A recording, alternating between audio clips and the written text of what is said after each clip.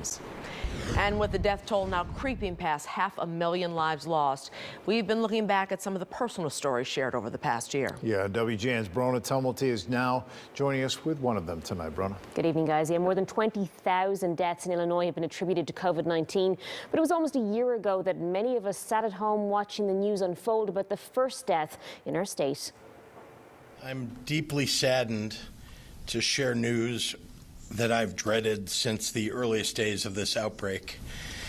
The first COVID-19 related death in Illinois. That was March of 2020, and the Friesen family was the first here to feel the pain so many others have since felt.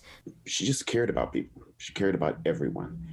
And she often put more care into other people than herself. She was that type of person. That first life lost was Patricia Friesen. Her brother Richard telling us tonight she was a 61-year-old retired nurse who was admitted to the hospital almost a year ago with breathing problems. And she sent a group text to everyone to tell them that she was going, and we didn't think anything of it. Days later, a second sister, Wanda Bailey, became ill too.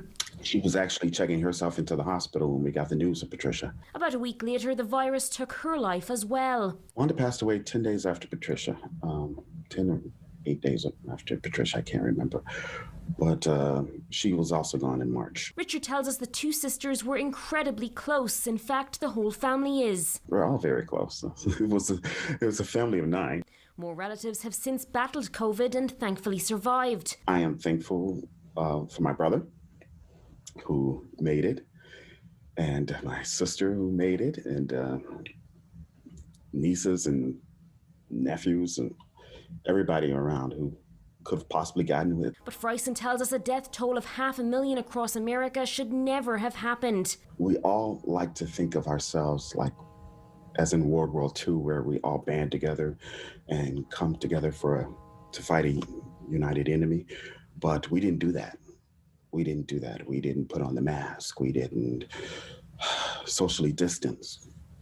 And we paid the price for that. The country as a whole has paid the price for that.